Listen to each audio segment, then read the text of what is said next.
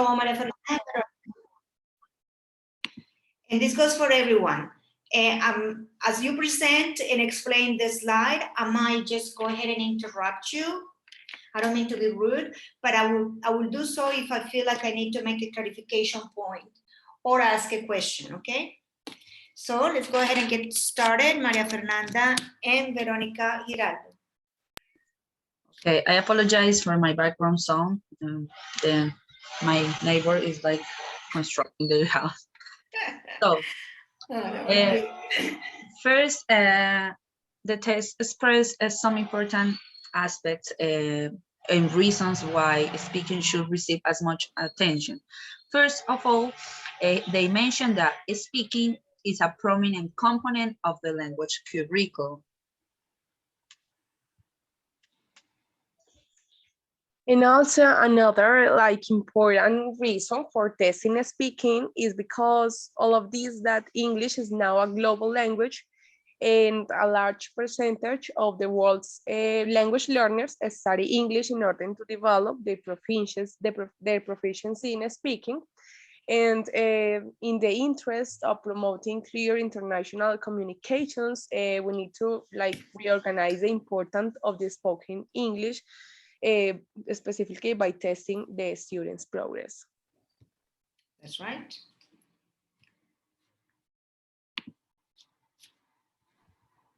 Okay, speaking use different abilities that are very important when we are assessing speaking, and there are pronunciation, grammar, vocabulary, fluency, and comprehension. And all these abilities are composed by 4 competences. The first one is the grammatical competence. It includes everything about grammar, vocabulary, all of that about pronunciation, intonation, and stress. And in the discourse competence, it is about the relationships beyond the sentence level, the rules about coherence and cohesion, the communication together in a meaningful way. Regarding the sociolinguistic competence, this has to do with applying a knowledge of what is expected socially and culturally by the users of the language. And the strategic competence is the way that learners manipulate language in order to meet communicative goals, according to Brown in 1994. And this is the ability to know when to take the floor, how to keep a conversation going or end it. And the last 2 competences are very difficult for second language learners to master because of, especially when the target language is a minority language, like in our case. We don't have a lot of exposure to native speakers of English. We're not immersed in an English society, an English-speaking society. So we have to learn this in a kind of artificial way. Like sociolinguistic competence, we have to learn those underlying subtle messages. We have to learn how to read people's body language to determine whether or not I said something that was inappropriate, and to have the ability to fix it. And that's the strategic competence. The sociolinguistic is all about what's appropriate, what's not appropriate in terms of culture, in terms of social values. And then if you say something inappropriate, well, the strategic competence, if you have worked on it, should allow you to fix the error and say, oops, I'm sorry, I didn't mean to say that. And that's a way, I mean, students should be able to resolve those communications breakdowns by ways of strategic competences. So very important, the last 2 competences are for students like ours, that are not immersed in an English culture and that have to learn what's appropriate and what is not appropriate and how to overcome errors in communication. It's different, like for me, I learned them via immersion because I moved to the United States when I was 21 years old. And I learned it by like trial and error. I would say things that were not appropriate and people would say something or would look at me in a weird way, and I immediately knew that I had made a mistake, a communicative mistake. Like, for example, I will never forget my tutor was an older lady in the writing center, like the AWAC here, and I used to say Jesus Christ all the time, and she was very religious, and she told me the first thing that she heard me, she said that it's very inappropriate for you to invoke the Lord's name in vain, invocar el nombre de Dios en vano, and you should never do that again. So I quickly learned that was not culturally appropriate to say that. But I didn't have the strategic competence to fix it. Is the only thing is that I made the error and I knew not to make it again the next time. But if I had known a little bit more of a strategic competence, I would have said, oops, I'm sorry, it's just that in Colombia, it's okay to say it. So, I would have kind of come up with an excuse or justification, but I didn't know how to get myself out of that bad situation. Okay? So now let's go with, so let me give you participation points. That's what I also wanted to do these presentations. I want to get grades for you guys to have for in and out classwork. Are you guys following me? And did you pay attention to my anecdote? Yes, Professor. Yes. Yes, Professor. Okay, it was a very embarrassing moment. She was very upset. Professor, something similar happens when someone tells you that in English, you don't return the question when someone asks you about how are you? And you say, I'm good, and you. And that in English, people don't used to do that. But we still do that because we are in Colombia, and that's our culture. I always heard people say, they'll ask me, how are you? Or ask, how are you? And they say, fine, and you? Or how about you? They return they replicate the question. Who told you that? I have read that many times actually. Now, if you're passing by somebody in the streets and they say, hi, how are you? You just go, fine, thanks. Because it's just some like cordial gesture to say something in the, like, for example, in an elevator, you don't know the person, but people are very polite in the United States and English speaking countries. You get into a little, hi, how are you? You just say, fine. You don't say, how about you? And how was your day? Because it's a stranger. But when you're talking with friends, they ask you, how are you? And I say, fine, how about you? Or how about yourself? It's when people ask you in the streets, strangers often say, hey, how are you? They don't want to hear your story and they don't want you to ask, but that's because they're strangers being polite. Got it, Harold? Yes, Professor. Okay, Professor, so, yes. sorry, and what I have seen is that instead of saying and you, they say like what you say, what about you, how about you? Yeah, like I said, how about you? What about you? Mm-hmm. So we go now with slide 11. Geraldine and Laura. Professor, can you hear me? Let me turn up the volume because I can hardly hear you. Okay? Okay. Okay, differences. Professor, can you hear me? Hardly. Let me turn it back. Professor. I'm hearing you. Okay. Okay, we are going to present differences between writing and speaking. According to a test, writing is a major issue, and that is also the case for assessing speaking. Both skills present an issue at the moment of grading, either holistically or analytically. Laura. ¿Me escuchan? Yes. Okay, some difference between writing and speaking.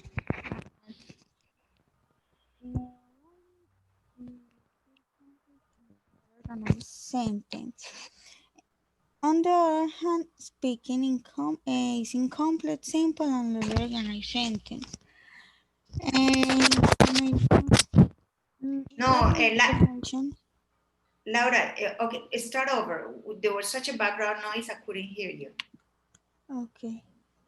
Okay. And please explain. I don't want you to read. I want you to explain to us what says there. Okay. Some difference between writing and speaking are complex and organized sentence.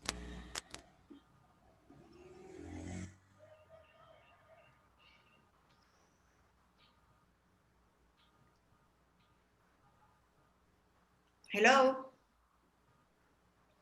Laura, Professor. we can't hear you. Geraldine, can you please explain the slide? The sound, Laura's sound is broken down.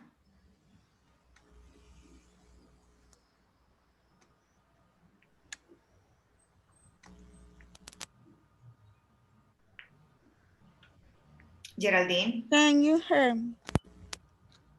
yes.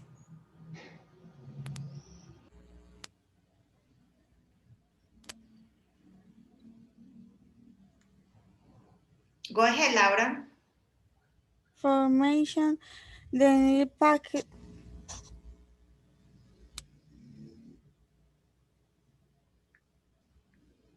I'm gonna go ahead and explain this. The Geraldine, can you help Laura?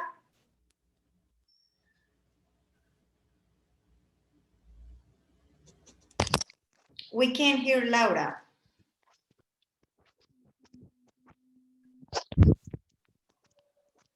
Okay, Information. no, the sound is terrible, Laura, we cannot hear you.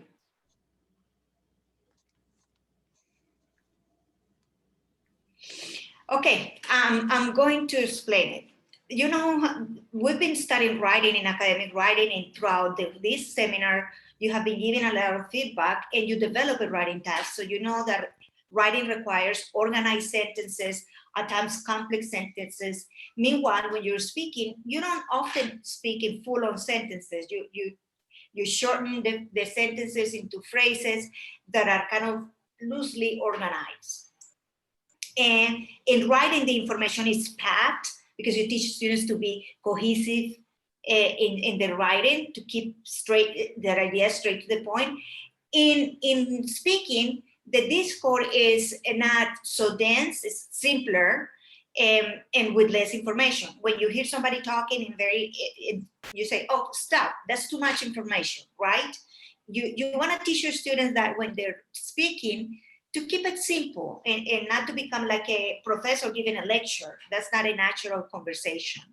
And in writing, we teach our students, we assess the ability to use specific vocabulary connected to the topic. And in speaking, we use more general vocabulary. It's a lot more, the range of vocabulary is a lot more casual. The use of discourse markers in writing is crucial. You teach students to use transition words, to separate their ideas in paragraphs.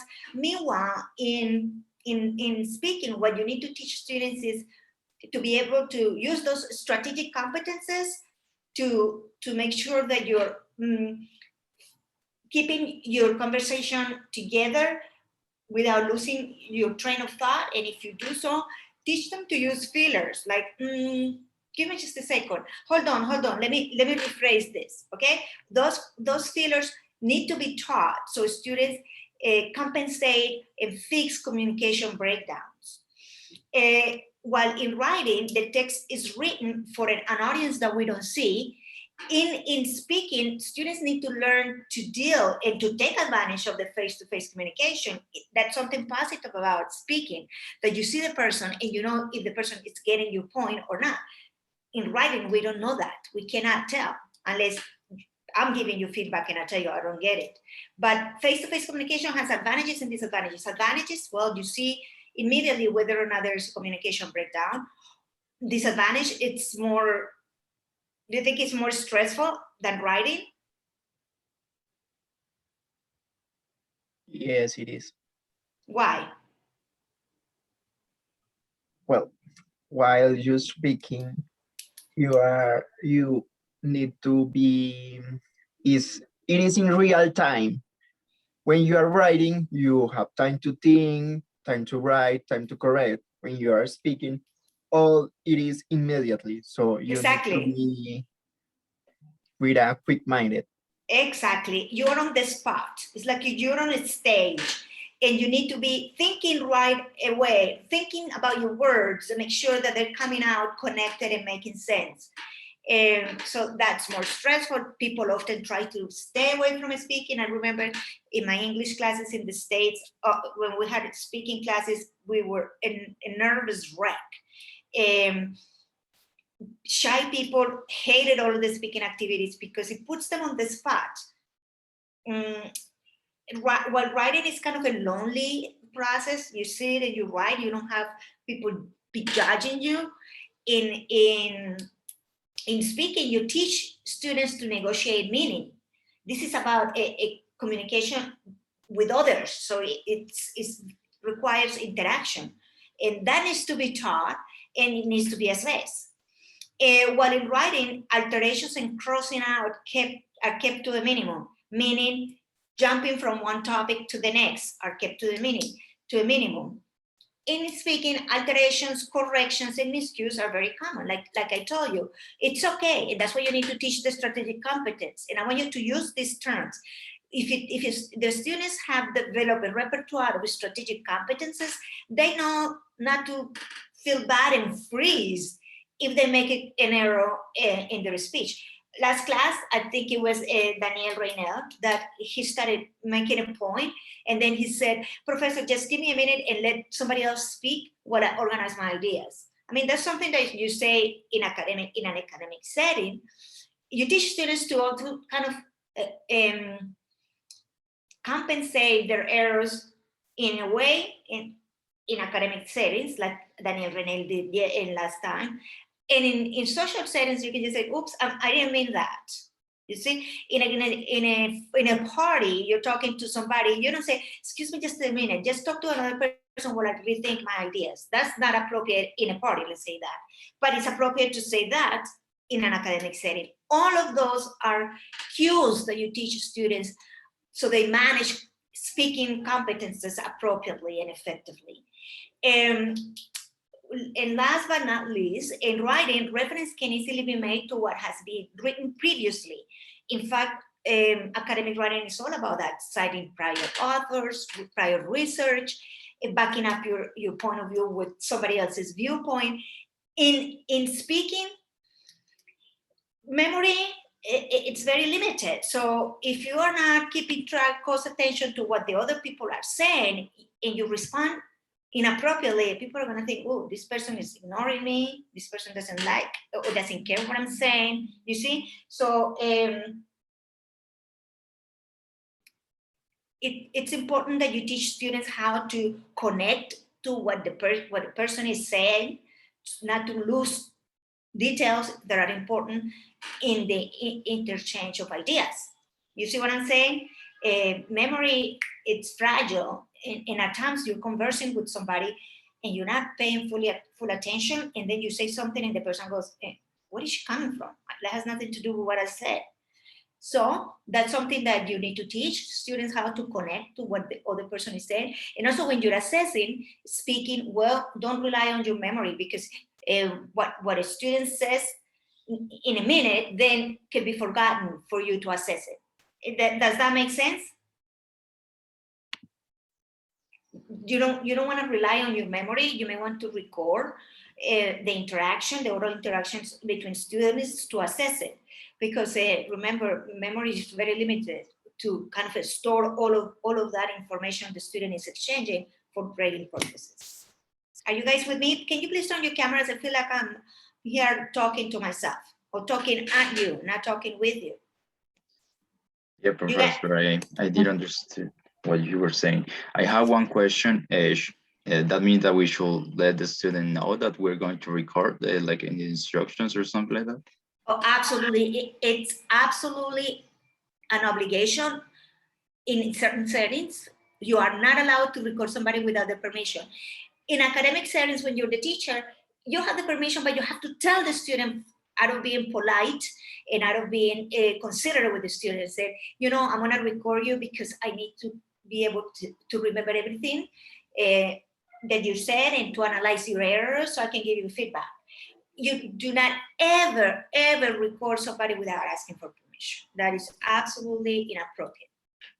And people may be very upset. Any thoughts or reactions about points that you need to really have clear when assessing speaking as opposed to writing? And that's what I wanted to go through that table really carefully. Can you give me your reactions? I mean, I only have 2 students with the cameras on. That's really odd to teach a class like that. I mean, come on. By now, we should be able to turn your cameras without feeling badly. You should have the technology to do so. This is almost a year and a half since we're doing this. Profe, una pregunta, perdón. Laura, why don't you turn your camera, please? ¿Cómo, profe? Turn your camera, please. Voy, profe. Thank you, Maria Fernanda. You all look so nice. Why don't you let me see you? I'm the only one who has to brush my hair, brush my teeth, put on some makeup. No, everyone is here in class. So let me see you. Thank you, Maria Fernanda. Thank you, Santiago. Thank you, Harold. Thank you, Harry, Veronica, Harlan. I still miss Veronica Patiño, Laura, Gerardine, las Lauras. Santiago, thank you. Now it's much better. Now you can take a picture, Catherine. I mean, we're missing 3 students, but much better now. You can take a picture so people will believe that I actually had students in this class. Thoughts, reactions? Laura was going to ask a question. Laura, your camera is not working? I think we lost her. Anyway, so it's not, assessing speaking and writing, it have some similarities because it's all about assessing production, but speaking, it's a bit different in several ways. And it's a little bit more tricky to assess speaking than assessing writing. Writing, you always have the paper and you can go back and take a look at it again before you give it a grade and before you give feedback. But speaking is so momentary, it's so transitional, it's so like ephemeral that if you don't tape record it or if you don't design the activity in a way that the student produce little chunks of conversations and you pause and then you give feedback, it becomes very difficult. And that's one of the reasons why many teachers do not assess writing. I mean, speaking, because it's hard. It's very difficult. Besides, it takes forever. If you have 30 students, what kind of activity are you going to come up with to allow 30 students to show some communication skills? So you have to be clever also about what kind of activities you're going to design to get the students to speak, to give you time to process what they say, to give you time to write comments, and to give them a grade. Professor, but Yes. in those activities, it's not common to divide the groups in many small groups. Absolutely, that's one of the strategies, and we're going to see it later. 30 students, 6 group of 5, and they're coming at different times. Absolutely. You can have oral presentations given by 3 students and each person presents a point, or you can sit with 3 students at a table and have them interact about a topic and you're assessing what the 3 students are saying, but still it's tricky and complicated because people speak fast and you're having to take notes about 3 different students speaking. But yeah, that's the idea, to have group conversations. And you develop some sort of a rubric where you have 3 columns for each of the students' names, and you place a comment or a number or a check mark to make sure that you, when later you see the notes and you can come up with a justification for that grade that you gave, okay? It's difficult, but we're gonna see in different slides how to manage activities to assess speaking. Laura, you wanna ask the question? Sí, profe. Dime. Respecto a lo de grabar, a los estudiantes se refería, o sea, aunque sea audio, Ujú. aunque sea un audio. Mm.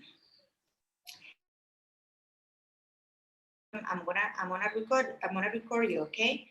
It's the same when you're putting somebody in a speaker. Ujú. Usted le debe decir a la persona, usted está hablando por teléfono y le va a decir, I'm gonna put you on the speaker. You need to tell the person that they're gonna be speaking out loud and that they have more than you as an audience. It is your obligation because if the other person does not know, he or she can say something inappropriate. And it's not he or his or her fault, it's your fault for putting that speaker on. It's your fault for being so inappropriate. Okay? You always say, hey, you're on a speaker. So the person knows there is an audience bigger than you. Okay, so let's move on to the next slide.